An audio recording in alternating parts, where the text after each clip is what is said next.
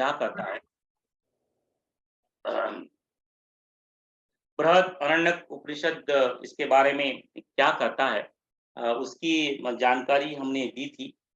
जैसे कि शिवलिंग होता है, वो तो एक शिव स्वरूप एक पत्थर है, लेकिन उस पत्थर में हम क्या करते हैं, भगवान शिव और माता पार्वती और ब्रह्मा विष्णु के महेश को दर्शन करते हैं।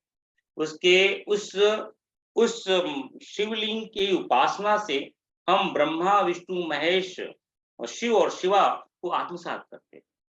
उसी तरह जो है जो अलग-अलग चिन्ह बनाए गए हैं, वैसे ये जो अश्वमेध का जो नामकरण है, ये जो घोड़ा है, ये प्रजापति का चिन्ह है। प्रजापति यानी ब्रह्मा जी, जो इस ब्रह्मांड के सांसारिक, भौतिक और मानसिक के दृष्टा है, जो उसके उद्घोषक है। अगर अश्वमेध यज्ञ वही करता है जो चक्रवर्ती राजा होता है। चक्रवर्ती राजा यानी ब्रह्मांड में एक राजस्व जो है प्रजापति के नियम को लागू करने के लिए जो प्रक्रिया है, उस प्रक्रिया को लागू करने के लिए उसके बाद एक प्रक्रिया होती है कि ये नियम पालन किए जाएँगे।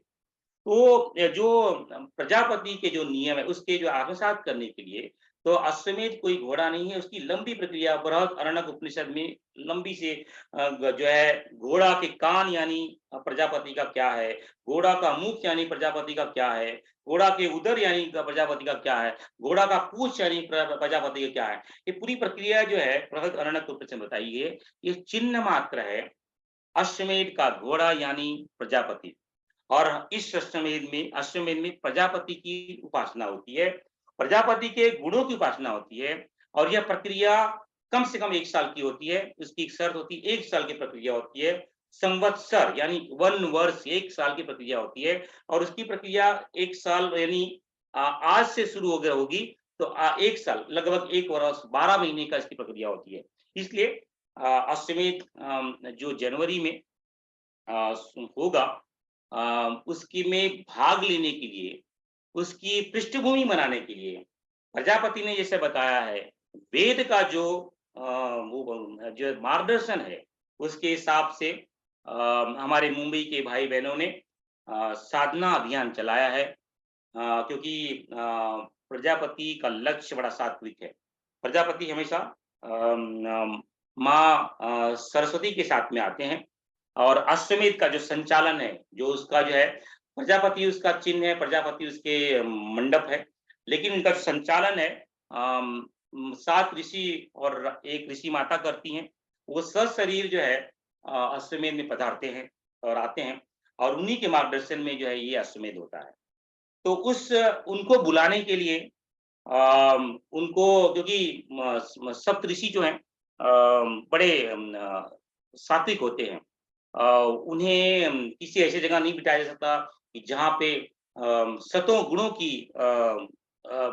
जो है ऊर्जा ना हो। तो उस ऊर्जा को पैदा करने के लिए हम सभी को अपनी साधना की आहुति देनी पड़ेगी। वो वातावरण बनाना पड़ेगा। जैसे कि कोई प्रधानमंत्री आता है, अब आज समझ लीजिए आप बाहर निकले हो कि भई वो रोड में बहुत खड्डे हैं, लाइट नहीं है, यहाँ पे वो कचरा है। लेकिन अभी कल अनाउंसमेंट हो गया कि भाई यहाँ से जो है प्रधानमंत्री जी जाएँगे और या प्रधानमंत्री जी उतारेंगे। क्या होगा? सभी प्रक्रिया काम में शुरू हो जाती है, रोड अच्छे हो जाते हैं, एकदम डामर चकाचक रोड लग जाता है। पेड़ जितने भी कचरे हैं उसको निकाल लिए जाते हैं। हर तरह जो है फूल और जो है सुगंधी लगा दी जाती है, कारपेट बिछा दिया जाता है ताकि प्रधानमंत्री को बुलाया जा सके। और यहाँ तो हम सप्तऋषियों को बुला रहे हैं और माता अरुंधति को बुला रहे हैं। तो इनको ये जब आएँगे तो इनके बनाने के लिए हमें रोड बनाना पड़ेगा और रोड की प्रक्रिया है साधना की प्रक्रिया। तो हम इसमें घोड़ा कोई छोड़ा नहीं जाएगा। यहाँ पे हम प्रजापति की उपासना के लिए हम लोग सब प्रतिबद्ध हो रहे हैं। हम जो है सभी साधक उसके लिए इकट्ठा हो रहे हैं। तो प्रजापति को जागरूक करने के लिए, उसके गुणों को आत्मसात करने के लिए आज से जो है हम जो है अनुष्ठान की प्रक्रिया में जुड़ेंगे।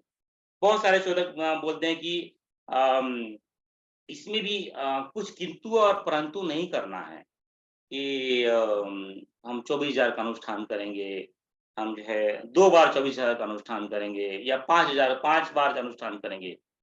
आप जितना अधिक करेंगे, उतना ही अधिक मिलेगा। जब प्रधानमंत्री घर में आता है, तो बिना बोले ही बहुत कुछ दे के चला जाता है। तो आप जितना देंगे, आप जितने जितने की देने की भावना रखेंगे, जितने आप देने की के लिए तत्पर होंगे, माता अरुंधति, सप्तऋषि उतना आपको भर-भर के देंगे। लेकिन एक बात याद रखना, शारीरिक, भौतिक, मानसिक कामना मत करना, क्योंकि ये ऋषि हैं। ऋषि आप देखोगे, ऋषि के आप पिक्चर देखे रहेंगे, वो तो लंगोटी में रहते हैं, वो तो कपड़े भी नहीं पहनते। उनके ऊपर कोई हार, माला, फूल वो सब तो त्याग देते हैं, त्याग करके आते हैं। मतलब ऋषि बनने के वो है। आप उनके सामने जाकर के बोलोगे मुझे राजपाट दे दो, मुझे बीएमडब्ल्यू दे दो, मुझे नौकरी दे दो, मुझे प्रमोशन दे दो, कितना उनका बड़ा तौहीन होगा, उनका अपमान होगा। उनसे वही माँगना जिससे हमारा लाभ हो, हमारा परिष्कार हो। ये आज की साधना की प्रक्रिया जो आप शुरू करेंगे, माता अरुंधति भर-भर के देंगी। सप्तऋषियों का प्यार आपके ऊपर रोए-रोए में घुस जाएगा। तो उसकी प्रक्रिया आप आज से शुरू कर दीजिए। हाँ, हमें पता है हम गृहस्थ हैं, हमारे बहुत सारे नाना प्रकार के हमारे पर ज़िम्मेदारियाँ हैं। उन ज़िम्मेदारियों को कैसे प्रबंध करते हुए हम कर सकते हैं? कैसे उस उस परम सत्ता को जो इस मंडल का संचालन करने वाले हैं, उनके कैसे आशीर्वाद को हम ग्रहण कर सकते हैं? तो ग्रहण करने के लिए ये थोड़ी-थोड़ी कोशिश करेंगे। हम एक ही दिन में तो पीएचडी नहीं कर लेंगे। आज आज से मन में ये भावना आई है, आज से एडमिशन ले लेते हैं केजी में। कितना प्रयत्न करते रहेंगे, देखेंगे कि 12 महीने में कितने क्लास तक हम जा पाते। तो ये भावना रखिए कि मुझे अपने आप को सात्विक बनाना है, क्योंकि मुझे उन सप्तऋषियों के दर्शन करने हैं, उन माता अरुंधति के चरणों में प्रणाम करना है। मुझे अधिक से अधिक अपने आप को आज से बेहतर बनाते जाना है और आज से अधिक मात्रा अपने आप को सात्विक करते जाना है। इसमें नहीं है कि भई मैं 24,000 का अनुष्ठान करूँगी या 1 लाख के अनुष्ठान करूँगी। ये प्रक्रिया अपने आप को सात्विक बनाने की है और सात्विक बनाने की प्रक्रिया में शास्त्रों ने, ऋषियों ने एक तंत्र बनाया है, उस तंत्र का नाम है अनुष्ठान। क्योंकि सात्विक बनने की प्रक्रिया में 5 चीज़ें काम करती हैं, क्योंकि हम जो है 5 चीज़ों से अपने आप को रिलेट करते हैं। देखने से, सुनने से, स्पर्श करने से, चखने से और गंध लेने से। ये 5 ही प्रक्रिया हैं, जो हमें तमस बनाती हैं, हमें रजस बनाती हैं और हमें सात्विक बनाती हैं। तो अनुष्ठान में ऐसी प्रक्रिया बनाई जाती है ताकि हमारे देखने की दृष्टि, हमारे सुनने की जो क्षमता, हमारे स्पर्श करने की भावना, हमारे चखने की जो है रस और गंध, ये इसके अंदर सात्विकता की भावना बढ़े।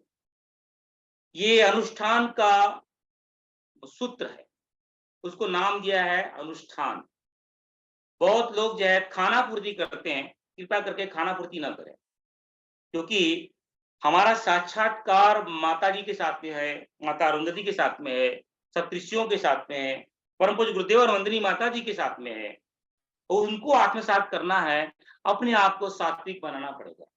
अपने आप को क्षमता को बढ़ाना पड़ेगा। अगर क्षमता नहीं बढ़ाएँगे, वो सामने होते हुए भी हम कुछ नहीं ले पाएँगे, ना दे पाएँगे। वो सामने बैठे रहेंगे, आके चले जाएँगे और कुछ भी हाथ में नहीं आएगा। क्योंकि ये सात्विक लोग हैं, इनको प्राप्त करने के लिए आपको वीआईपी वाला सात्विक पास ही चाहिए।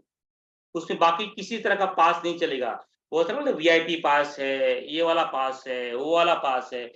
वैसा वहाँ पे उनके पास जाने के लिए आपके अंदर कितनी सात्विकता है, उसका ही पास चाहिए। आपकी भावना और श्रद्धा कितनी शुद्ध है, वही पास चाहिए। अगर उनको प्राप्त करना है, इस प्रक्रिया को भले हमें मालूम है, हम योनियों से अपने वासनाओं में, कामनाओं में, तृष्णा में त्रस्त हैं। एक दिन में बदलना मुश्किल है, लेकिन उनको सामने रख करके परम पूज्य गुरुदेव और वंदनीय माता जी को रख करके आपका बालक आपका आपके पास में आना चाहता है। ऐसी क्षमता हमें प्रदान करो, ताकि मैं दिन प्रतिदिन सात्विक होता जाऊं और आपको मैं आत्मसात कर पाऊं। इसी भावना के साथ में आप जो है ये प्रक्रिया शुरू करें। फॉर्म भरे हैं, नहीं भरे हैं, बहुत अच्छी बात है, लेकिन उसको खाना पूर्ति ना करें कि भाई मैंने 24,000 का अनुष्ठान कर लिया है, 1.25 लाख का अनुष्ठान कर लिया है, 5 लाख का अनुष्ठान कर लिया। वो कोई भी हाथ नहीं आएगा जब तक सात्विकता नहीं आएगी। अनुष्ठान उसका एक तंत्र है। अनुष्ठान जैसे एक नाव होती है, इस पार से उस पार ले जाने का एक नाव तंत्र है और कुछ भी नहीं है। अनुष्ठान वो प्रक्रिया है अपने सात्विक गुणों को बढ़ाने के लिए। सात्विक गुण कैसे बढ़ेंगे? सात्विक गुण जो है 5 चीजों को कंट्रोल में करने से बढ़ेंगे। वो 5 चीज क्या है? दृष्टि, शब्द, स्पर्श, गंध और जो है रस। जितना आप जो है अपने रस की क्षमता को सात्विक बनाएंगे, रस की क्षमता को सात्विक बनाएंगे यानी सात्विक भोजन में दृढ़ता को बढ़ाते जाएंगे, अपनी जीवा को कंट्रोल में करेंगे। समोसे, जलेबी, मिष्ठान इत्यादि से दूर होते जाएंगे। रस में, फल में, दूध में, दही में ये सात्विक हैं। इनके सात्विकता को, रस को जैसे जैसे ग्रहण करेंगे, हमारा जी जीवा है वो तम से, रज से वो जो है सत्य में आने लगेगी। तो अपने आहार पे कंट्रोल करना हमें शुरू करना पड़ेगा। आज से बाहर का खाना पीना बंद। किसी शादी ब्याह जन्म दिवस में खाना पीना बंद। अपने हाथ से बनाया भोजवा भोजन या अपनी माता के हाथ से आया बनाया हुआ भोजन या अपनी भार्या के हाथ से आया हुआ भोजन को ग्रहण करना सात्विक ढंग से। इस तरह की प्रक्रिया को मैं एक एग्जांपल दे रहा हूँ, ऐसा आप करो ऐसा नहीं बोल रहा हूँ, नहीं तो आप बोलेंगे भैया बहुत कठिन कठिन। मैं तो एक एग्जांपल बता रहा हूँ कि सात्विक रज अपने जीवा पे सात्विक गुण को जो है लाना है। अब गंध, गंध जो है परफ्यूम, ये जो है जो नाना प्रकार के गंध हैं, उन गंधों से अपने आप को मोड़ना, फैशन परस्ती से अपने आप को कम करते जाना, अपने आप को जो है और अधिक से अधिक सात्विक अपने जो है चीजों में लेके आना, अपने पहनाव में, अपने दिखावे में उनको दूर करते जाना, सात्विकता लेके आना। ये है स्पर्श। मानसिक, शारीरिक और वाचिक रूप से सभी का पैतृक रूप से, गुरु रूप से, माता रूप से ही स्पर्श को महसूस करना। ये तम से, रज से ये है सत की तरफ आना है और उसी को देखना जो देखने के लिए सात्विक गुण बनाए। तो इसका कहने का तात्पर्य है कम देखना, जितना देखने के लिए दायरा दिया गया है उसी दायरे में रहना और उस दायरे में मन के अंकुश को बनाए रखना। नहीं तो हम क्या करते हैं कि प्रोग्राम में बैठे हैं, यहाँ अरे यहाँ पे कौन आया, वहां पे कौन आया, ऊपर कौन आया, नीचे कौन आया, उसके देखने से आपकी जो है क्षय होता है, एनर्जी क्षय होती है। जितना दिया गया है उतना ही देखो और कम देखो, अच्छा देखो। अगर कुछ सामने प्रक्रिया चल रही है, गलत प्रक्रिया चल रही है, उसके अंदर सात्विकता देखने की कोई चेष्टा करो, यानी दृष्टि में सात्विकता लेके आए। शब्द वही सुने जो सात्विक हो, यानी कि मंत्र सुने, प्रवचन सुने, झंकार सुने, तो ये चीज़ें अलग-अलग आप ढंग से करते हैं, इसलिए अनुष्ठान में भोजन पे, आस्वाद पे, उपवास पे की प्रक्रिया बताई गई है। तो आप अनुष्ठान में जो है मौन की प्रक्रिया बताई गई। अनुष्ठान में किसी को स्पर्श न करने की प्रक्रिया बताई गई है। अनुष्ठान में आपको जो है भोजन में बहुत कंट्रोल करने की प्रक्रिया बताई है। अनुष्ठान में अपना काम स्वयं करने की प्रक्रिया बताई गई है। इससे क्या होगी? सात्विकता बढ़ेगी। ये अनुष्ठान की प्रक्रिया है, लेकिन परम पूज्य गुरुदेव इतने दयालु हैं, उन्होंने समझा हमारे बच्चे जो है ये नहीं कर पाएँगे, इसलिए जो है 9-9 दिन के अनुष्ठान बनाए कि भई 9 दिन में बच्चा एटलीस्ट 9 दिन में ये बच्चा आप ये कर ले। लेकिन लक्ष्य अगर हमको समझना है कि आज के समय में अगर आप एक भारत देश के वासी हैं, अगर आप नागरिक हैं, आपका पूरा अधिकार है प्रधानमंत्री जी से मिलना, राष्ट्रपति से मिलना। लेकिन क्या हम प्रधानमंत्री जी और राष्ट्रपति से मिल सकते हैं क्या? उसके लिए कितनी लंबी प्रक्रिया है। अपनी क्षमता को बढ़ाना पड़ेगा, कुछ अर्ज़ी देनी पड़ेगी, बार-बार प्रधानमंत्री, पीएमओ और राष्ट्रपति के केबिन में जाना पड़ेगा। उसके पश्चात में भी 1, 2, 3 साल के बाद में जो है हमें मेबी मिलने की प्रक्रिया हो सकती है। वैसे ही आज से 1 वर्ष बाद में साक्षात सप्तऋषियों का आगमन होने वाला है। परम पूज्य गुरुदेव और वंदनीय माता जी का आगमन होने वाला है, जिसका जो है हम उनको आत्मसात कर सकते हैं। लेकिन उनको मिलने के लिए एक ही शर्त है, हमारी सात्विक गुण कितनी मात्रा में बढ़े। जितने हमारे सात्विक गुण रहेंगे, उसी मात्रा में इन सप्तऋषियों, माता अरुंधति, गुरुदेव और माता जी का उपहार हमारी झोली में आएगा। तो आज से प्रक्रिया शुरू कर दीजिए, कैसे मैं इन 5 चीज़ों को कंट्रोल करूँ। इन पाँचों चीज़ों की प्रक्रिया अनुष्ठान में बताई गई है। खाना-पूर्ति न करें, अधिक से अधिक मात्रा में स्वाध्याय करें, अधिक से अधिक मात्रा में ध्यान करें, अधिक से अधिक मात्रा में जप करें और जो प्रक्रिया जो टूल है, 5 जो टूल है, इन अनुष्ठान का एक ही उद्देश्य है, इन पाँचों को कंट्रोल में लेके आना। ये 5 हमारे विषय हैं, शब्द का, रूप का, रस का, गंध का, इनको जो है स्पर्श का, इनको सात्विक बनाना, ये अनुष्ठान की प्रक्रिया है।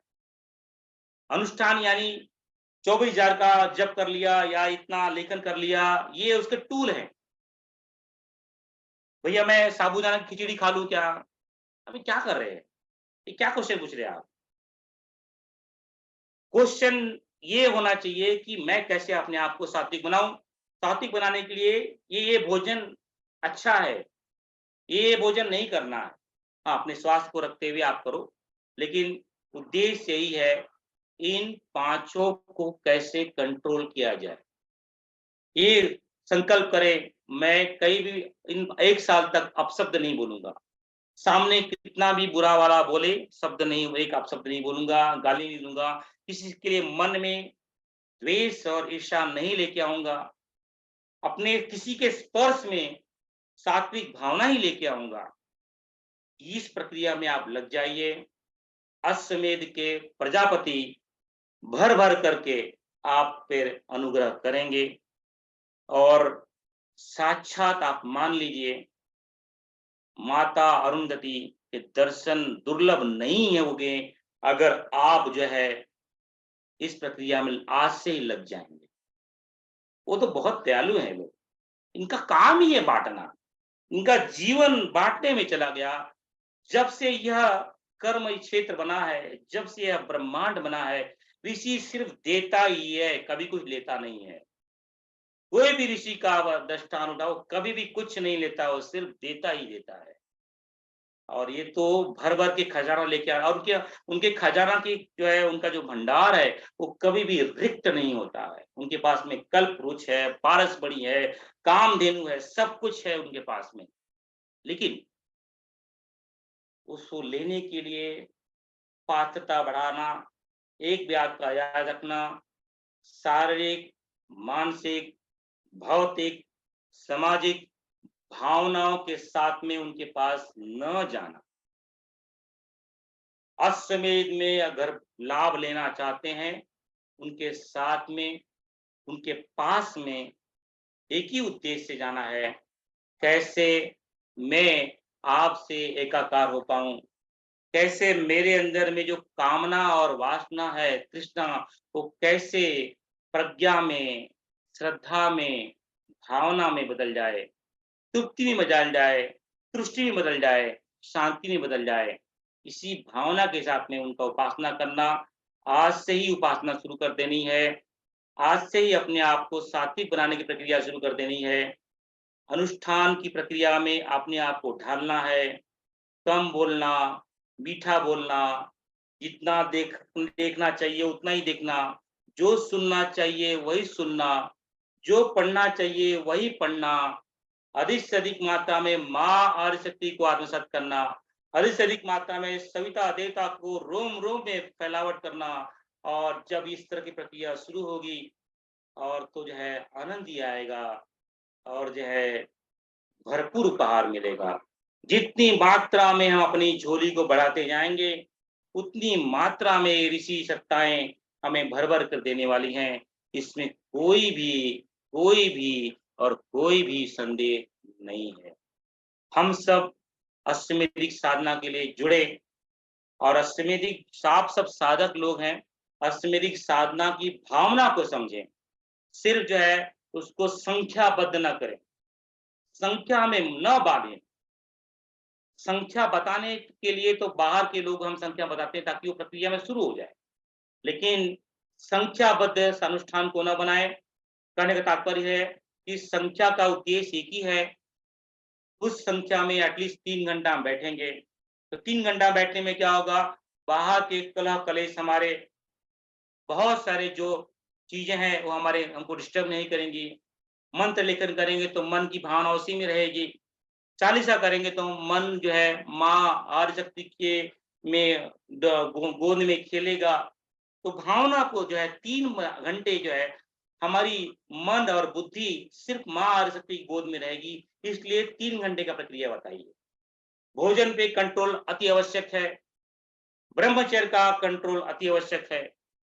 खान-पीन में बहुत कड़ावे की ज़रूरत है क्योंकि यही एक धुरी है जो सब कुछ बिखराव करेगी।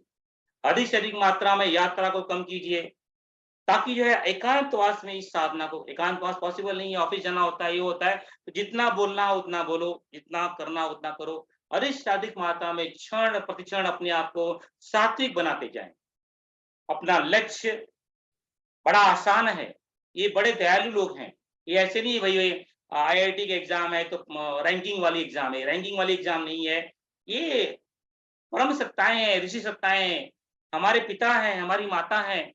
और माता और पिता में तो जो है कितना प्रेम होता है, वो बच्चों को भर-भर के देते हैं। उनका स्नेह है इतना क्योंकि और हमारा अधिकार है। अधिकार बनने के लिए जैसे कि परम पूज्य गुरुदेव का एक प्रवचन है। उस प्रवचन में गुरुदेव लिख कहते हैं, छोटे बच्चों को चॉकलेट, बिस्किट इत्यादि देकर के खुश किया जाता है, क्योंकि बच्चा छोटा है। लेकिन जब वो प्रौढ़ हो जाता है, तब उसे जो है ये सब नहीं दिया जाता है, उसे अधिकार के रूप में चीज़ें करनी पड़ती है और वो ऑटोमेटिकली वो मेरा वारिस बन जाता है। जितनी धन संपत्ति जो रहती है इसको विरासत में मिल जाती है। हम ये सब कहते हैं कि हम परम पूज्य गुरुदेव के पुत्र हैं, तो उन्होंने जो साधना की है, वो हमें विरासत में मिलेगी। लेकिन उसकी कुछ शर्तें हैं। महान सत्ता है, महान सत्ता का सिर्फ़ राजेश सिंह बच्चा नहीं हो सकता। महान सत्ता का सभी प्राणी मात्र उसके बच्चे हैं। जो दिखाई दे रहे हैं, जो नहीं दिखाई दे रहे हैं, वो सब उसके बच्चे हैं और वो किसी भी बच्चे से अन्याय नहीं करेगा। हाँ, राजेश सिंह भई पीला कपड़ा पहना हुआ है और ये यहाँ है, तो इसको मैं देता हूँ। गायत्री का जप करता है, ऐसा कोई भेदभाव उस परम सत्ता के सामने नहीं। परम पूज्य गुरुदेव और वंदना माता जी के सभी बच्चे हैं। इस जग में, इस ब्रह्मांड में जितने लोग हैं, प्राणी मात्र हैं, वो सभी उनके बच्चे हैं। जितने आने वाले सभी उनके बच्चे में, वो सभी के साथ में माता-पिता कैसे करते हैं, सभी के साथ में न्याय करते हैं, वो सभी के साथ में न्याय करें। तो कैसे न्याय करेंगे? जैसे-जैसे जिस बच्चे की पात्रता होगी, वैसे-वैसे वो चीज़ उसको देंगे। अगर बच्चा छोटा रहेगा, तो उसे जो है उसको जो है एक छोटी-सी किताब देंगे, पहली वाली किताब। बच्चा बड़ा रहेगा, तो 10th वाली किताब देंगे। बच्चा और बड़ा रहेगा, पीएचडी वाली किताब देंगे, उपहार के रूप में।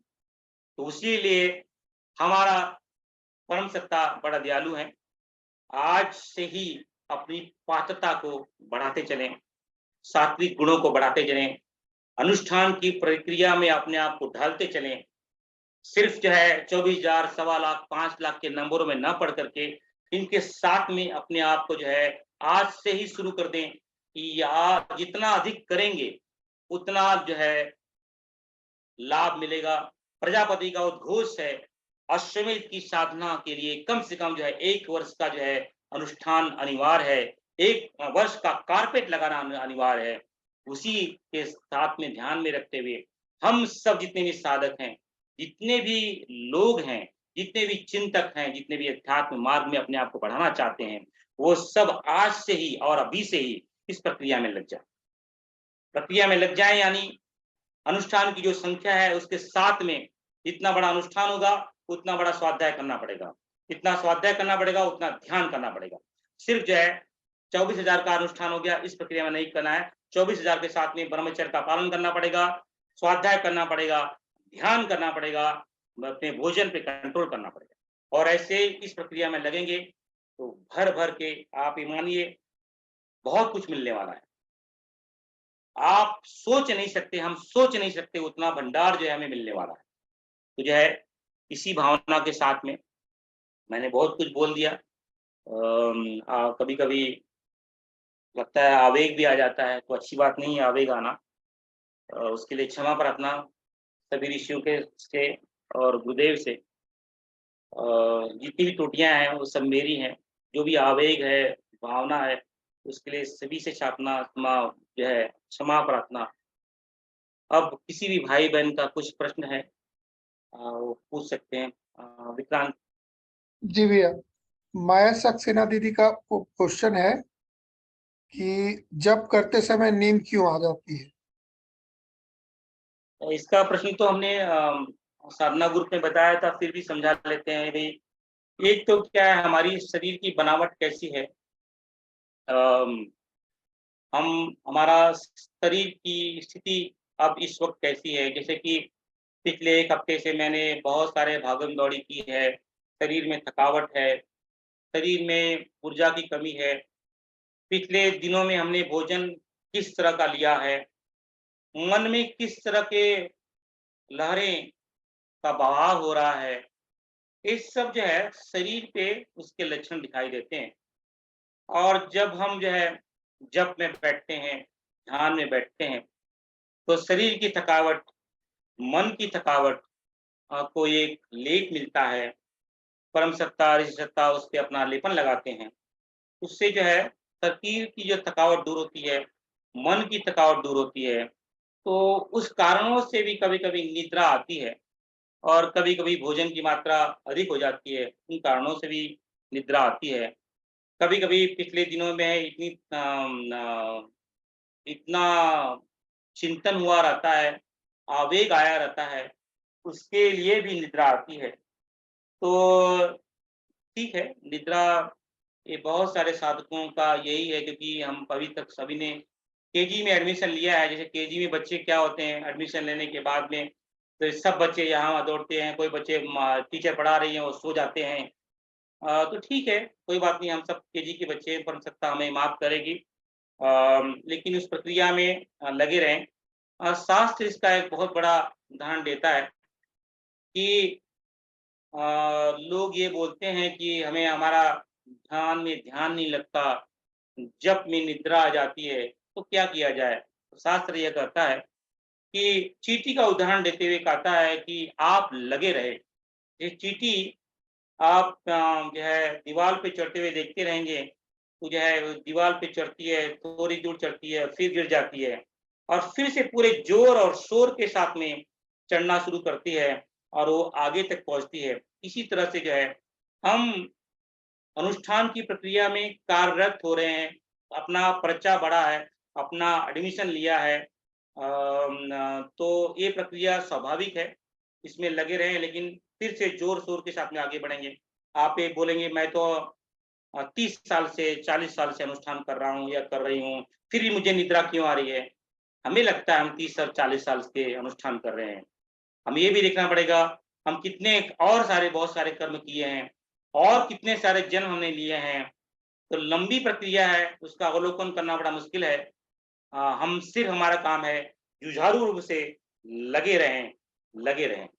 जैसे और जैसे कि एक बहुत बड़ा उदाहरण केशव का तो हर एक वाणी में वो झंकार है, वो साधकों का मार्गदर्शन करती है। केशव ने उसी भावना के साथ में अर्जुन तो एक माध्यम थे। अ, अर्जुन के चाहते थे सो उसको जो है बता करके वो उनकी प्रक्रिया में क्योंकि अर्जुन ऑलरेडी परिपक्व हो चुके थे। उनके लिए तो जस्ट एक चुटकी में काम हो जाता। लेकिन भगवान का उद्देश्य तो ये था कि आने वाली जो पीढ़ी है, जो राजेश है, जो रमेश है, जो उमेश है, जो महेश है, उसको कैसे मार्गदर्शन मिलेगा? उसके लिए जो है उन्होंने अपनी वाणी को बताया। उसमें 2 स्पष्ट उदाहरण यहाँ पे अब इसके लिए लागू होते हैं कि जैसे जिस पे अनुग्रह होता है, जैसे कछुआ कैसे होता है, अपनी इंद्रियों जैसे कछुआ जो है जब भी उसमें कोई विपत्ति आने लगती है, अपनी इंद्रियों को अंदर कर लेता है गुरु की इच्छा से, गुरु की दृष्टि से, इष्ट की कृपा से। वैसे ही हमें जब भी साधना में, अनुष्ठान में, ध्यान में, जप में ऐसे कोई व्यवधान लगे कि भाई हमें निद्रा आ रही है, वासना जाग रही है, कामना जाग रही है, वासना जो है तृष्णा जाग रही है, हमें अपनी इंद्रियों को देख लेना चाहिए कि जो शब्द है, रस है, रूप है, गंध है, इसमें पिछले हफ्तों हमने क्या-क्या गड़बड़ियाँ की और उन गड़बड़ियों को रेक्टिफ़ाई करने के लिए उसको बदलने की चेष्टा करें।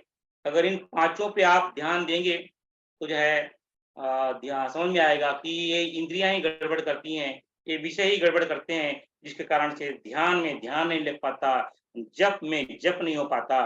तो ये जो योगेश्वर ने बताया है कि अपने इंद्रियों को अंदर जो है कछुआ कैसे अपने पैर को खींच लेता है, हाथ को खींच लेता है, वैसे हम भी अपने इंद्रियों का अवलोकन करें और उसे अंदर खींचने की चेष्टा करें।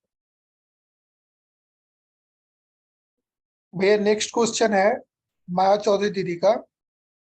भैया अनुष्ठान के समय या कभी भी पूजा कर के लिए करने पे घर पे कलह और झगड़े हो जाए तो क्या विकल्प है? छोड़ दे या हाँ, मौन रहकर सारी गलतियों को सहन कर ले कि अ, और समय पर छोड़ दे? कृपया मार्गदर्शन करें।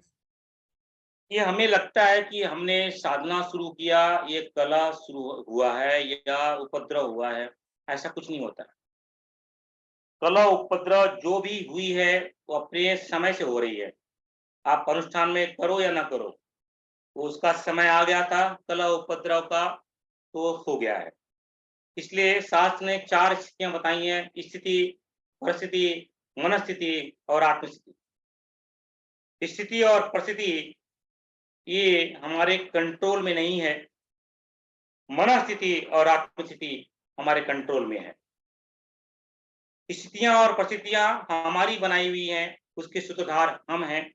हमने जो बीज पहले बोया था, उस बीजारोपण के कारण आज फल के रूप में आया है। जो भी सामने स्थिति और परिस्थिति बनाई गई है। अगर तो उसके अंदर 2-4 स्थितियाँ मैंने बताई, स्थिति और परिस्थिति। ये स्थिति और परिस्थिति हमारे बीज का ही फल है। लेकिन अब के समय में हम अपने मनःस्थिति को कैसे रखते हैं और अपनी आत्मस्थिति को कैसे रखते हैं, वो उसका उसका सॉल्यूशन है, उस प्रॉब्लम का समाधान है। तो हमारी मनःस्थिति अगर उस कलह में हम भाग लेते हैं, जैसे कि अग्नि है, अग्नि में हम घी डालते हैं, उसका काम करें। अगर उस मनःस्थिति में उस स्थिति परिस्थिति में हम अग्नि न डालें, उसमें अग्नि में घी न डालें, तो अग्नि अपने आप शांत हो जाएगी। क्योंकि हर एक का अपना समय होता है। एक अग्नि अग्नि प्रज्वलित की गई है, अग्नि पहले प्रज्वलित होगी, ऊपर आएगी, अपने पीक अवस्था में जाएगी और फिर से आस्ते-आस्ते नीचे आएगी और शांत हो जाएगी। अगर हमने उसके अंदर घी डाला, तो फिर से जो है और फिर से वो प्रक्रिया शुरू होगी और फिर से पीक हो जाएगा। तो उसको शांत होने की प्रक्रिया में, जो अग्नि को शांत होने की प्रक्रिया में बिना घी डाले हुए जो 5 मिनट लगता था, घी डालने से वो 10 मिनट लगेगा। तो मौनम परम साधनम, मौन को आत्मसात करें। जो भी स्थिति परिस्थिति हो रही है, उसका डट कर सामना करें। भीरू बन करके, वीर बन करके, उससे भागना नहीं है, चलो यहाँ भाग जाते हैं। शांत चित्त से गुरुदेव को याद करते हुए, उसके विचारों को लाते हुए, हो सके तो जहाँ-जहाँ हो सके तो शांत भाव से हस्तक्षेप करने की प्रक्रिया करें। लेकिन हम इतने परिपक्व नहीं हुए हैं कि हम शांत भाव से उसमें हस्तक्षेप कर पाएँ, और वो सामने वाला भी परिपक्व नहीं है कि वो शांत भाव से आपको सुन ले। तो आज की स्थिति में मौनम परम साधनम। नेक्स्ट क्वेश्चन है भैया नीना वर्मा दीदी का। भैया जी, क्या चलते गाड़ी में कोई साधना गुरुदेव के साथ कर सकते हैं? क्योंकि वर्क प्लेस में पहुंचने में 1 घंटे लग जाते हैं। जी, अवश्य करते हैं और करना भी चाहिए। इंस्टीड ऑफ दे यहाँ-वहाँ की प्रक्रिया को देखने से अच्छा जो है परम पूज्य गुरुदेव का कोई प्रवचन ले ले, भगवद गीता को सुन सकते हैं। हमारे भाई-बहन बहुत सारे ऑडियो बुक पे काम कर रहे हैं, ऑडियो बुक को जो है सुन सकते हैं। कुछ ही स्वाध्याय चिंतन में लग सकते हैं।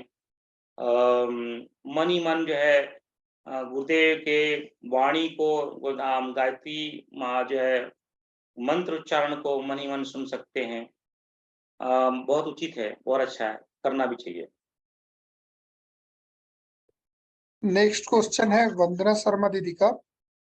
भैया जी, हमें जनवरी में अनुष्ठान करना था, फॉर्म नहीं भर पाया, अब भी भर सकते हैं क्या? अवश्य फॉर्म अवश्य भरें। फॉर्म भरना इसलिए चाहिए क्योंकि व्यावहारिक रूप से जो है उसका दोष परिमार्जन होगा। जनवरी अभी दूसरी श्रृंखला जैसे कि हमारे भाइयों ने और बहनों ने ये रूपरेखा बनाई है।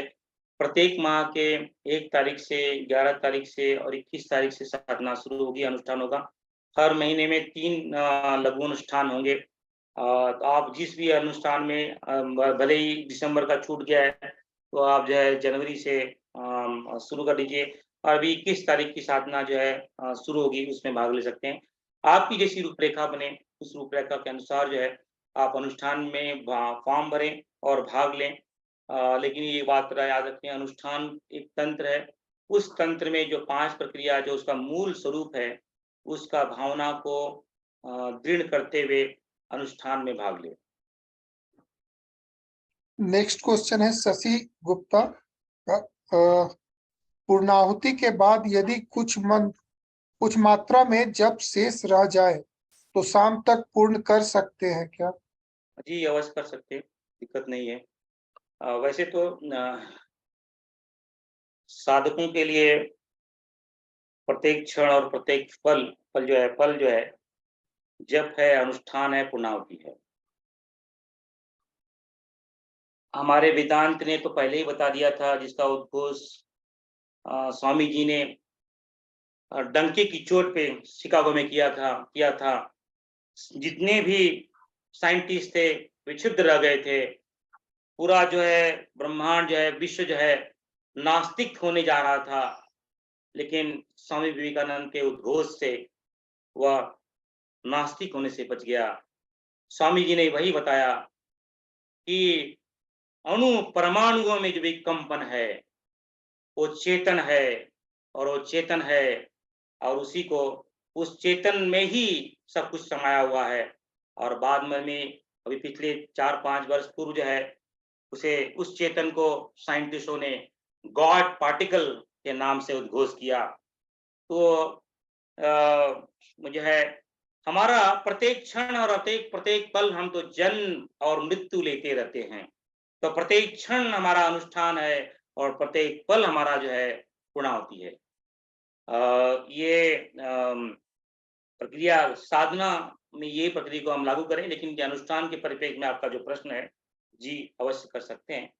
अम, जैसे कि 1 तारीख, 11 तारीख और 20 तारीख को जो है अनुष्ठान शुरू होगा। उसकी पूर्णाहुति 10 तारीख, 20 तारीख और 30 तारीख को होगी। तो ये बड़ी सिंपल प्रक्रिया बनाई है हमारे भाई-बहनों ने, जो है कार्यकर्ता भाई-बहनों ने बनाई है कि भई बड़ा सिंपल रखा जाए कि 1 तारीख को शुरू करेंगे, 9 को खत्म होगा, 10 को जो है पूर्णाहुति करेंगे। 11 को शुरू करेंगे, 19 को खत्म अनुष्ठान खत्म होगा और जो है 20 को पूर्णाहुति करेंगे। 21 को शुरू होगा, 29 तक चलेगा और जो है 30 की पूर्णाहुति करेंगे। और फिर जो है फिर 10 और 20 और 30 को ही जो है अनुष्ठान का संकल्प लेंगे। बड़ा सिंपल जो है, बड़ा हमारे जो है सात्विक तो भाई-बहनों ने मिल कर के बनाया है। तो जो है पूर्णाहुति जो है सभी 10, 20, 30 को होगी, और 10, 20, 30 को ही अगले अनुष्ठान के लिए जो है संकल्प भी होगा और अनुष्ठान की प्रक्रिया जो है 1, 11 और जो है 21 को होगी। अब कुछ लोग भाई-बहन बोलेंगे भई फ़रवरी में तो 28 दिन होता है, तो क्या करेंगे भई? वो ठीक है, टेक्निकल चीज़ें हैं, वो जो है उस तरह साधना बढ़ा दीजिएगा, उसमें क्या है? तो ये कोई प्रश्न नहीं है और प्रश्न जो है हम लोग संख्या में बच जाते हैं, वही हमारा प्रॉब्लम है। आगे। और आगे किसी साधक का प्रश्न नहीं है। अगर किसी का प्रश्न है तो आप पूछ सकते हैं। बहुत बढ़िया।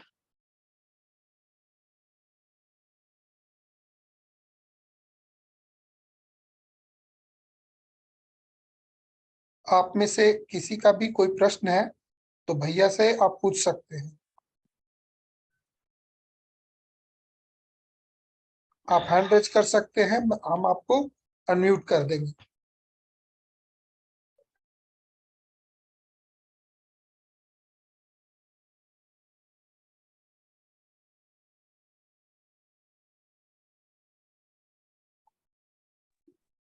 योगेंद्र कृष्णा नारायण जी का कोई प्रश्न है? जी सादर प्रणाम। प्रणाम। ये एक निवेदन यही था कि सैद्धांतिक स्तर पर गुरुदेव के विचारों से, उनके साहित्य से ये पूरी तरह पता है कि यथेष्ट क्या है। रास्ता भी भले सही से चल नहीं पाते हैं, लेकिन रास्ता भी पता है कि साधना मन को कैसे नियंत्रित करना है धीरे धीरे, और गुरुदेव के प्रति संपूर्ण समर्पण कैसे हो। प्रयास भी रहता है, लेकिन प्रयास में उतनी आशातीत सफलता नहीं आती, बिखराव आता है, ठहराव आता है। कभी कभी ऐसा लगता है कि गुरुदेव की अनुकंपा है, गति अच्छी होती है। कभी कभी एकदम मंद, एकदम प्रसुप्त हो जाते हैं। तो अगर कुछ विशेष इस तरह हो कि जिस तरह भाव और प्रगाढ़ होते चले जाएं, वही द्वैत न रहे, पूरा अद्वैत हो जाए, अगर ऐसा कुछ अगर मार्गदर्शन देते तो बड़ी कृपा होती। वाह! बड़ा अच्छा लगा आपका जो है लास्ट सेंटेंस सुन कर के, अद्वैत न रहे, द्वैत न रहे, अद्वैत रह जाए। आप साधुवाद। जैसे शुरुआत में हमने बताया, उसी चर्चा की है, आई मीन बताया नहीं, चर्चा की है हमने कि 4 अनुग्रह होते हैं और दूसरा हमने एक बताया कि भई हम ही सूत्रधार हैं। हम ही ने ही जो भी घटनाएँ हमारे सामने घट रही हैं, उसके सूत्रधार मैं ही हूँ और कोई नहीं है। तो जो भी घटनाएँ हमारे सामने बनती है, अच्छी या बुरी या बहुत खराब या बहुत अच्छी बनती हैं, वो जो है हमारी सूत्र दिए गए। अब जो है कि जो 4 अनुग्रह है, तो पहला 2 अनुग्रह तो मिल गया भई, शास्त्र का अनुग्रह मिल गया, ईश्वर का अनुग्रह मिल गया, गुरु का अनुग्रह मिल गया, अपना अनुग्रह बाकी है। तो अपना अनुग्रह सबसे कठिन है, सबसे कठिन, सबसे बड़ा दुर्लभ है। नहीं तो क्या होता, योगेश्वर क्यों कहते, कोई अरबों और खरबों में मुझे पाता है। हमें योगेश्वर की वाणी है। और योगेश्वर के समय तो इतने लोग, इतने सात्विक लोग थे, है ना, कितने सात्विक लोग थे। भीष्म पितामह, द्रोणाचार्य, कर्ण, आई मीन कितने, अरे कितने कितने सात्विक लोग थे उस समय। मतलब कुछ लोगों के नाम हमको पता है, बहुत लोगों के नाम तो भगवान वेद व्यास ने नहीं लिखे हैं, लेकिन एक ही पात्र मिला उनको, जो है अर्जुन, क्योंकि अर्जुन ने समर्पण किया। और ये समर्पण इतना आसान नहीं। हम जो है इदम गायत्रे इदम नमः बोलते हैं, नहीं बोलते, प्रत्येक यज्ञ में हम बोलते हैं, और यही सभी यज्ञ का सारांश है। लेकिन हम इसे समझ नहीं पाते हैं। इसको जो है सिर्फ आयोजन के नाम से जो है इदम गायत्रे इदम नमः करते हुए एक सेल्फी लेते रहते हैं, फोटो निकालते रहते हैं, अरे मेरा फोटो निकालो इदम गायत्रे हुए। अरे क्या कर रहे हैं, इदम गायत्रे इदम नमः, मतलब जो कुछ है वो सब गायत्री है, और मैं गायत्री को ही समर्पण कर रहा हूं। इदम गायत्रे इदम नमः, ये हो गई आपकी क्रिया भाव। इस क्रिया भाव में जब तक, ये हो गया आपका क्रिया भाव और कर्म कांड, वहां से आचार्य जी बोलते रहते हैं इदम गायत्री इदम नमः। हम यहाँ वो कर्म कांड करते हैं, हम क्रिया भाव करते हैं। इस कर्म और कर्म कांड भाव में जब तक मेरा शरीर, शरीर यानी हमारी की शरीर की स्थिति, शरीर में फोन है, शरीर आंख वहां देख रहा है, कान वहां सुन रहा है, तो शरीर, जब तक शरीर इदम गायत्री में न होगा पूर्ण रूप से शरीर, और फिर उसके अंदर मन, मैं क्या उच्चारण कर रहा हूं इदम गायत्री, इसका मन क्या है, इसका इसका भावार्थ क्या है, और उस भावार्थ में प्राण, मतलब कि इसका प्राण क्या है, और उस प्राण में श्रद्धा और भावना, जब तक ये चारों नहीं होगी तब तक इदम गायत्रे इदम नमः का जो है आशीर्वाद नहीं मिलेगा, सिर्फ जो है डमरू रह जाए। तो ये बड़ी लंबी प्रक्रिया है कि पहले भी हमने इसकी चर्चा की थी, उदाहरण के रूप से बताया था भाई, अग्नि है, अग्नि प्रज्वलित है, ये लकड़ी है, लकड़ी को अग्नि में डालना, ये हो गया उसका यह है समर्पण। अब क्या हो गया, अग्नि दिखाई दे रही है और लकड़ी भी दिखाई दे रही है, ये हो गया उसका समर्पण, पहला स्टेज हो गया। अब जो है लकड़ी में भी आग लग रही है, तो जो है अग्नि अग्नि में भी आग लगी हुई दिखाई दे रही है, ये हो गया विसर्जन। अब जो है अग्नि में लकड़ी दिखाई दे रही है, लेकिन लकड़ी में भी आग लगी हुई है, ये हो गया विसर्जन। अब जो है जो लकड़ी है पूर्ण रूप से गायब हो चुकी है, वो अग्नि में हो गई है, ये हो गया विलय। जब तक मेरे अंदर परम पूज्य गुरुदेव का पूरा रोम रोम एकाकार नहीं होगा तब तक विलय नहीं, और जब तक विलय नहीं होगा तब तक जो है हम जो है अपने कर्म जो है बनाए हैं, कर्म क्षेत्र के जो बीज हैं वो तो आएंगे और हमें विक्षुब्ध करेंगे कि हमारी मन स्थिति और आत्म स्थिति उस ढंग की नहीं। मन स्थिति तो सबसे बेहतर है आत्मस्थिति। आत्मस्थिति यानी एकाकार होना, आत्मस्थिति यानी अपने आप में, गुरु में या इष्ट में एकाकार होने को आत्मस्थिति कहते हैं।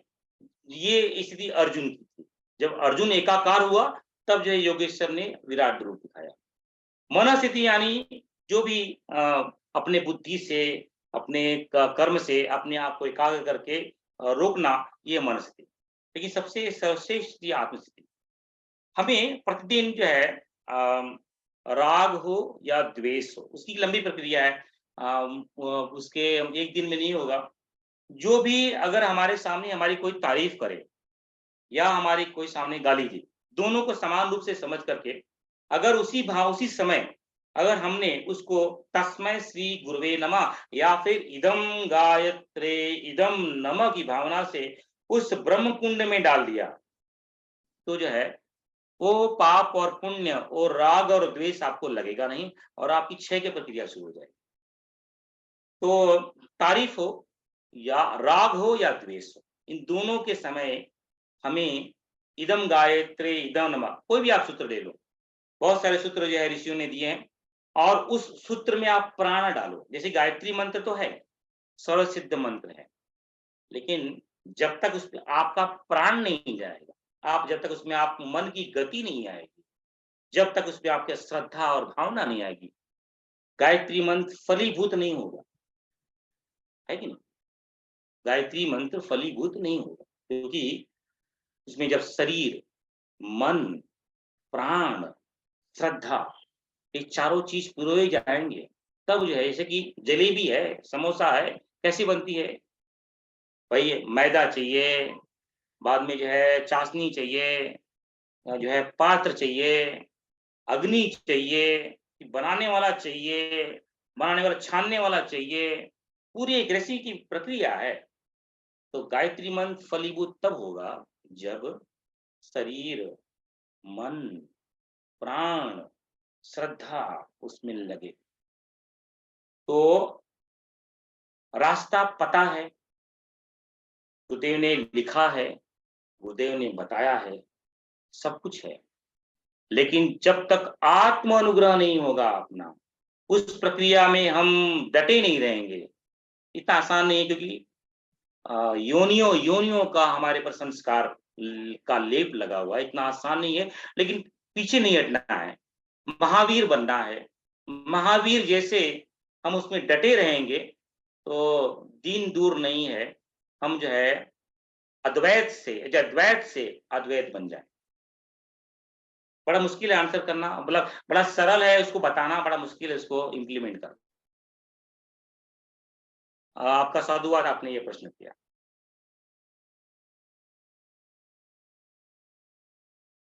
आगे और भी किसी का अगर कोई प्रश्न है तो आप पूछ सकते हैं, आप हैंड रेज कर सकते हैं।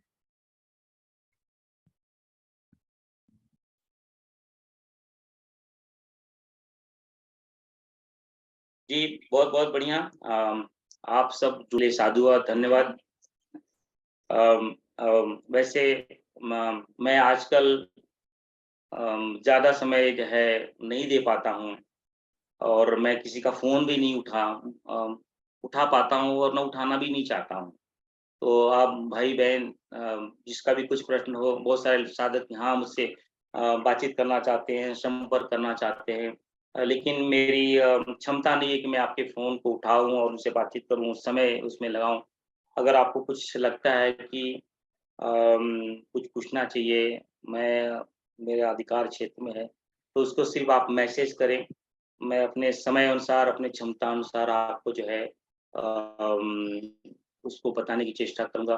भाई-बहनों ने अनुरोध किया था कि हर 1 महीना इस तरह से आकर के बातचीत की जाए। तो ये भी एक प्रक्रिया शुरू की है। लेकिन कितना दिन रहेगी ये मुझे पता नहीं है, क्योंकि मैं अपने आप को भी समेटना चाहता हूँ, कम करना चाहता हूँ, अधिक-अधिक मात्रा में एकांत में जाना चाहता हूँ। सो जब तक है तब तक है। अम, सो जो है कुछ प्रश्न रहे तो मैसेज कर दिया करें। मैं अपने समय अनुसार, क्षमता अनुसार उसको भेज दूँगा, या फिर इस महीने की गोष्ठी में जैसी वो चल रही है, अम, अम, उसमें जो है बताने की चेष्टा करें। भैया एक पुनेंदु भैया है, वो कुछ क्वेश्चन पूछना चाहते हैं, मैं म्यूट करूँ क्या? जी, जी, कर दो।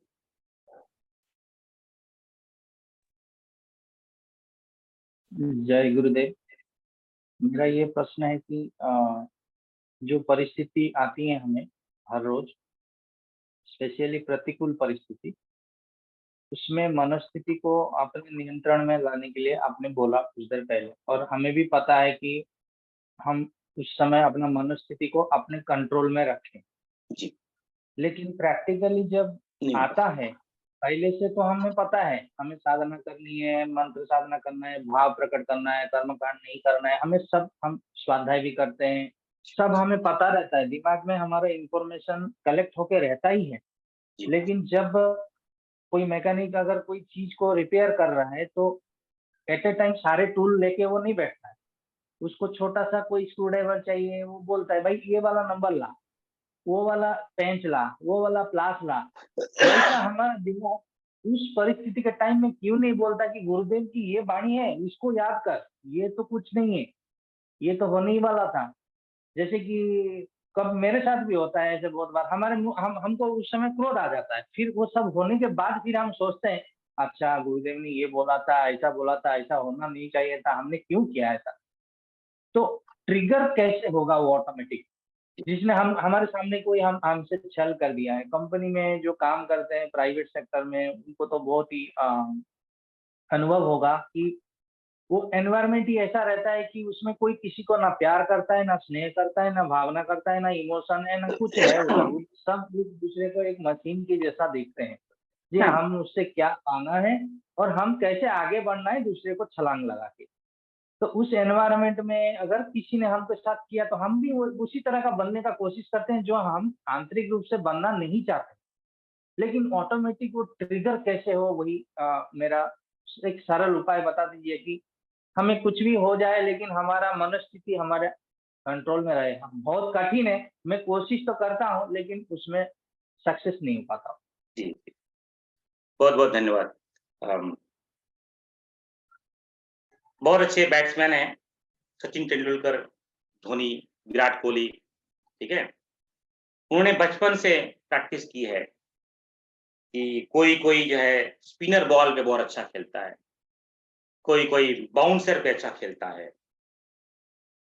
ये लोग जाते हैं मार्क, जब उतरते हैं बैट्समैन, जब ये उतरते हैं बैट्समैन करने के लिए, पूरी सभी दुनिया की दृष्टि इन पे लगी रहती है और उनको पता है कि इस व्यक्ति ने बचपन से लेकर के आज तक जो है बैट के साथ ही जिया है, बैट के साथ में उठा है, बैठा है, जागा है। पहला बॉल आता है, स्पिन आता है, अच्छा शॉट लगाता है, सिक्सर मारता है, बॉल जो है बाउंड्री के बाहर हो जाता है। दूसरा बॉल आता है, गुगली आती है और वो बोल्ड हो जाता है, क्योंकि बैट्समैन उस समय कोई प्रक्रिया नहीं बनाता है, जो बरसों बरसों बरसों की प्रैक्टिस है। क्योंकि बहुत फ्रैक्शन ऑफ सेकंड होता है कि बॉल किस ढंग से आ रहा है और किस ढंग से बैट को घुमाना है, बैट को पीछे लेना है कि ऊपर उठाना है कि आगे आगे खेलना है। ये प्रक्रिया वो टाइम पे कुछ कैलकुलेट नहीं करता है। वो ये जो बरसों की जो इसको प्रैक्टिस है, बाउंसर को कैसे खेलना है, ये स्पिन को कैसे खेलना है, वो जो है फास्ट बॉल आ रहा है उसको कैसे खेलना है, ये उसकी बरसों की प्रैक्टिस है। हम 84 लाख योनियों से आए हुए मनुष्य प्राणी का गिफ्ट है। हमने 84 लाख योनियों से अपनी यात्रा को की है और इस मनुष्य योनियों में भी हमने कितनी बार मनुष्य के जन्म लिए हैं वो भी हमें ज्ञात नहीं है। तो ये बरसों से हमारे पर संस्कार का लेप लगा हुआ है। जब वो परिस्थिति बनती है तो उस समय जो परिस्थिति, जो संस्कार हैं, चित्त में जो संस्कार है, उस तरह की बैट को घुमाते हैं। तो सिक्सर भी हो सकता है, 2 रन भी हो सकता है, बाउंड्री भी हो सकता है और बोल्ड भी हो सकते हैं। और अधिकांशतः हम बोल्ड हो जाते हैं।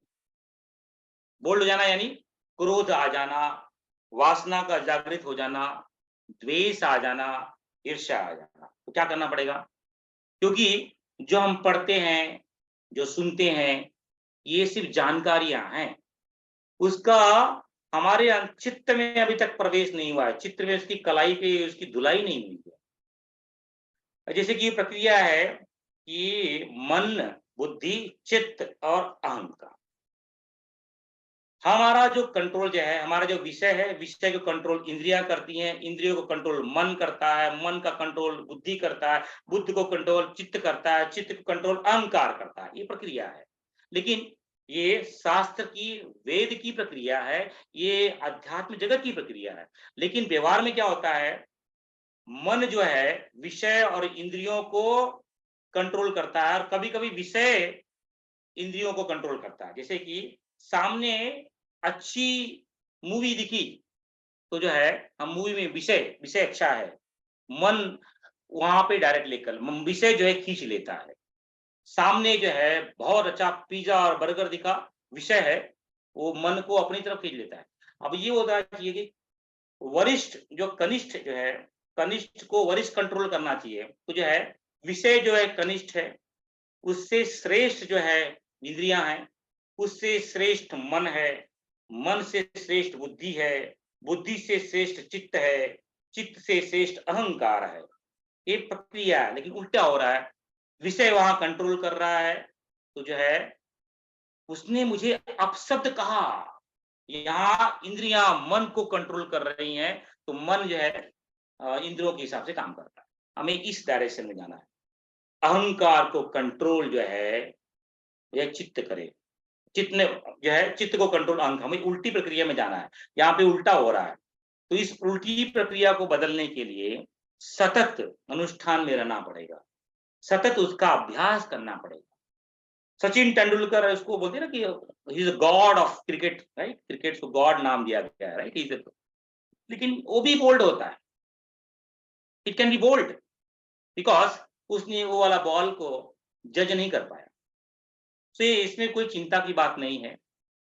ये सभी साधकों की, ये आपने जो प्रश्न किया है, ये आपके अंदर का जिज्ञासु बोल रहा है, और आपकी यात्रा बड़ी सुखद होगी, इतना तो स्पष्ट दिखाई देता है कि जिसके अंदर ये भावना आ जाए कि ये गलत हो रहा है, मैंने गलत कर दिया, ये सबसे बड़ा महावीर की चिन्ह निशानी होती है। आपने पहला पड़ाव तो पार कर लिया, ये इसके लिए तो आपके लिए साधु और धन्यवाद।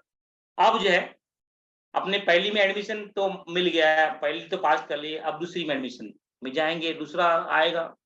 पहले में ए बी ए 10 बार लिखे, बी 10 बार लिखे, अब जो है ABC साथ में लिखेंगे, तो जो है दूसरा पड़ाव भी आप पार कर लेंगे। ऐसा, क्योंकि धारा जो है हमेशा उधर की जाती है। शास्त्र ने 4 तरह के लोग बताए हैं जो अंधकार से अंधकार की यात्रा करते हैं, जो अंधकार से अंधकार की यात्रा करते हैं, जो प्रकाश से प्रकाश की यात्रा करते हैं, और जो है प्रकाश से अंधकार की यात्रा करते हैं, और जो है अंधकार से प्रकाश की यात्रा करते हैं। हम अपने आप को 2 श्रेणियों में रखें, अंधकार से प्रकाश की यात्रा करने वाले और प्रकाश से प्रकाश की यात्रा करने वाले। ये दोनों महावीर हैं, और हमारी यात्रा गुरु कृपा से अंधकार से प्रकाश की तरफ शुरू हो गई है। अंधकार लंबा है, पता है, 12 घंटे का अंधकार होता है।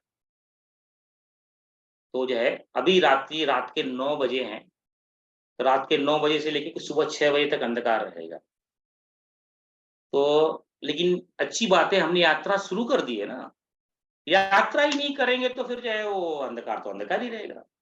लेकिन हमने यात्रा शुरू कर दी है, अंधकार से प्रकाश की यात्रा शुरू कर दी है, तो प्रकाश का आना सुनिश्चित है, सुनिश्चित है, सुनिश्चित है।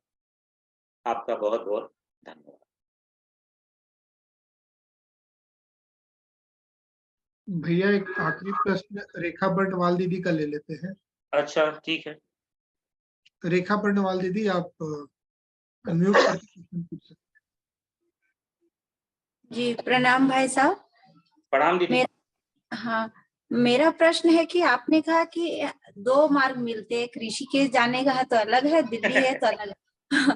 तो मेरा प्रश्न है भैया कि देखिए हम आदमी आध्यात्मिकता की ओर बढ़ते हैं, तो उस राह में हम बढ़ रहे हैं, और हम सांसारिक भी हैं, तो संसार में या पारिवारिक में उस समय कुछ उलझने आ जाती है, कुछ ऐसा कि जिससे हम हमें लगता है कि हम इससे कैसे बचे या कैसे इससे बाहर हो भी पाएंगे कि नहीं। और लेकिन मेरे हृदय में एक विश्वास जरूर था कि गुरु सत्ता हमारे साथ है, तो कुछ ना कुछ इसका मतलब जरूर कठिन परिस्थिति आई है हमारे साथ, लेकिन इसका हमें निवारण जरूर मिलेगा, भले देर से ही सही हो।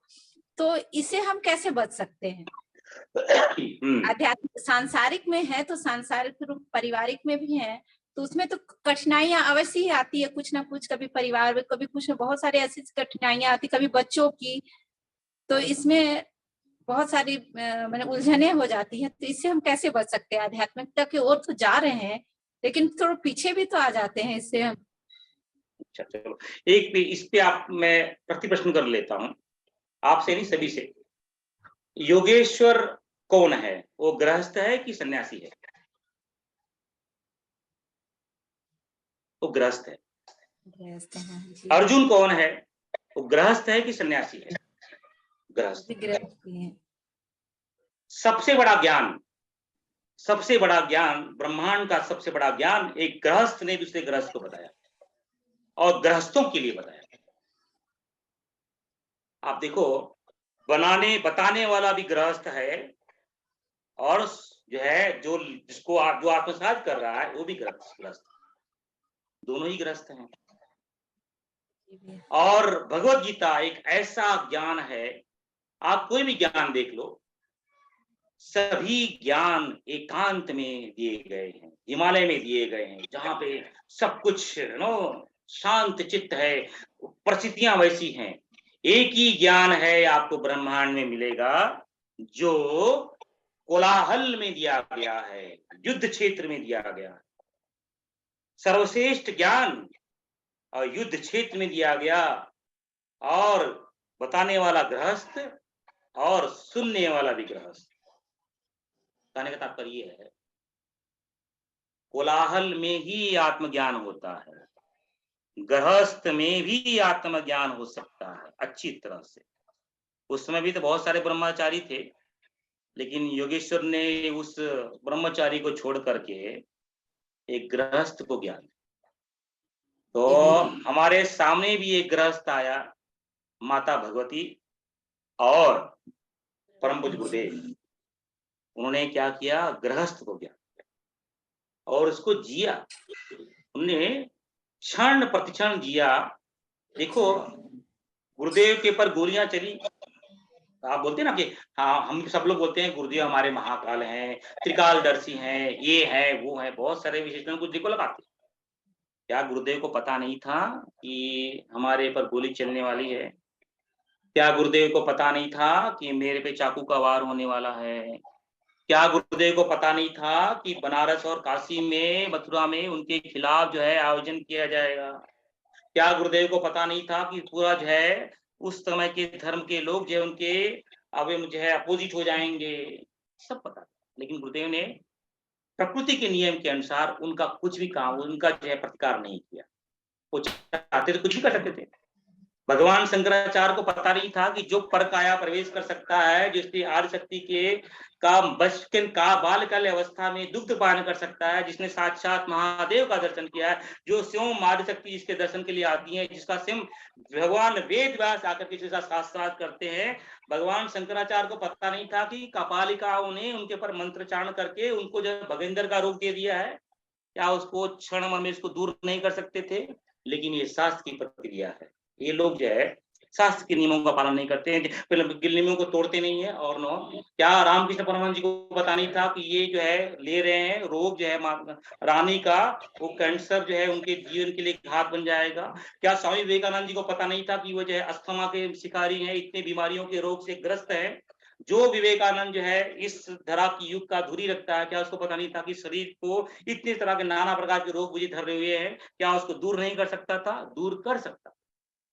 लेकिन प्रकृति के नियमों का पालन करते हुए जिस कार्य के लिए आए गए थे, क्या संत ज्ञानेश्वर को पता नहीं था कि इतना बड़ा ज्ञानी जो महाकाल का स्वरूप लेकर जन्म लिया है, इतनी त्रास उनको लोगों ने दिया, उसको जगह जगह से उसको त्रास किया गया, लेकिन संत के भगवान ज्ञानेश्वर ने अपने आप को क्यों नहीं रोक करके रखा? कि प्रकृति की प्रक्रिया है। हम सब जो है प्रकृति के बधे हुए हैं।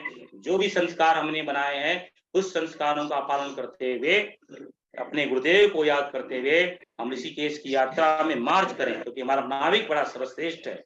उससे बड़ा श्रेष्ठ नाविक नहीं मिल सकता इस युग में। तो जो है हम विश्वास रखें और अपनी श्रद्धा को दृढ़ करते रहें, और इस तरह के रोग विरोग आते रहेंगे और आना भी चाहिए।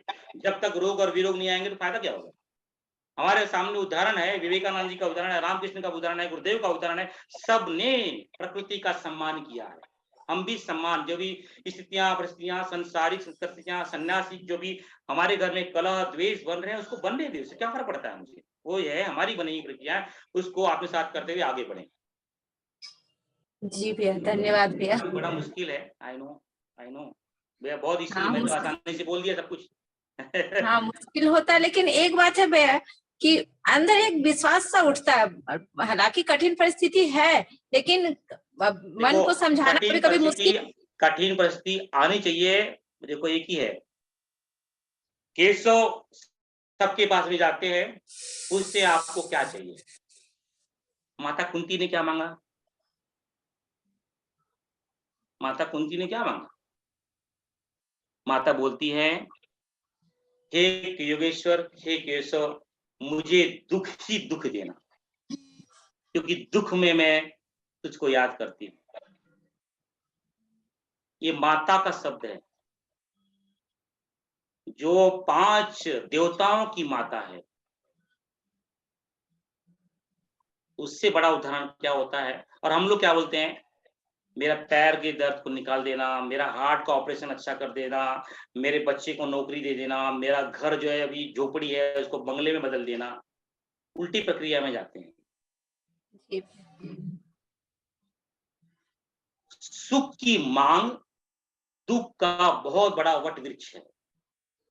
फिर से बोल देता हूं, सुख की मांग, सुख की एक बीज का मांग दुख के बहुत बड़े वट वृक्ष है। एक सुख की कामना अनंत दुखों का दरवाजा लेके आपके सामने आने वाला है। इसलिए कभी भी सांसारिक, भौतिक, सामाजिक और शारीरिक सुख की कामना कभी नहीं करना चाहिए, क्योंकि उस कामना की पूर्ति के साथ ही अनंत दुख जो है आपके गेट के ऊपर खड़े हो जाएंगे। इसलिए कभी भी सुख, शारीरिक, मानसिक, सामाजिक और भौतिक सुख की कामना ऋषियों के सामने, भगवान के सामने नहीं करना चाहिए, क्योंकि ये नियम है। एक सुख का बीज बहुत बड़े वट वृक्ष का फल लेकर के सामने आएगा।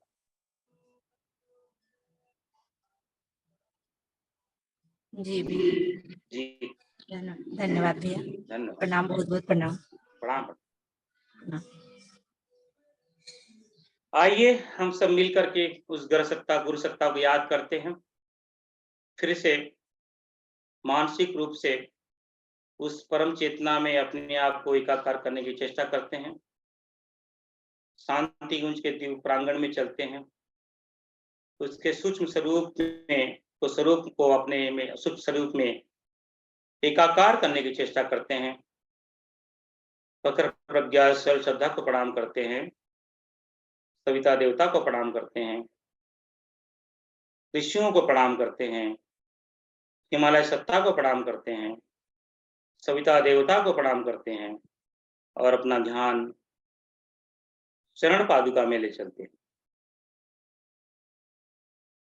अपने आध्यात्मिक, आदि दैविक, आदि भौतिक दुखों को परम पूज्य गुरुदेव के चरणों में रखते हुए उनके चरणों में वंदना करते हैं।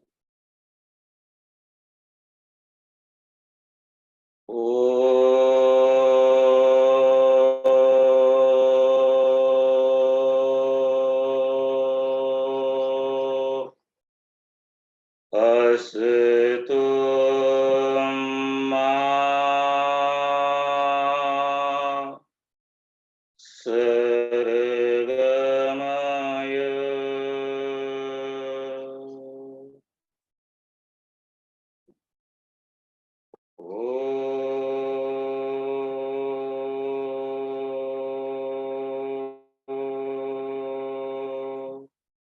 तं सोमा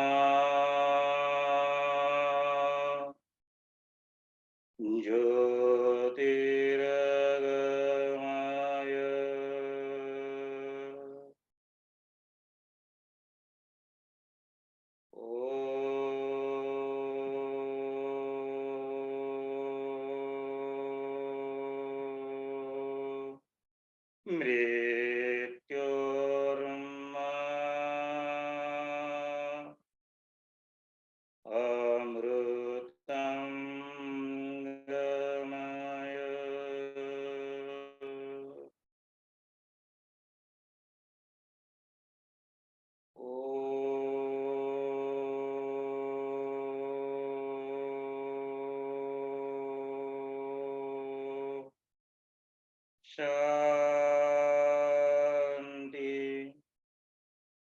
शांति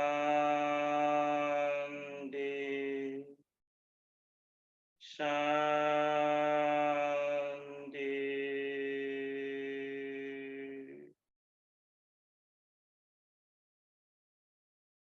आज की चर्चा में जो आवेग था, जो त्रुटियां थी, उसके लिए हम तो आप सभी क्षमा करें।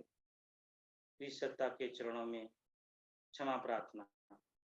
जो उसमें अमृत था, जो उसमें ज्ञान था, जो उसमें रस था, तो परम पूज्य गुरुदेव और मंदिनी माता जी का था। मंदिनी माता जी को, परम पूज्य गुरुदेव के चरणों में कोटि कोटि नमन वंदन, नमन वंदन, नमन वंदन। तस्मै श्री गुरुवे नमः। तस्मै श्री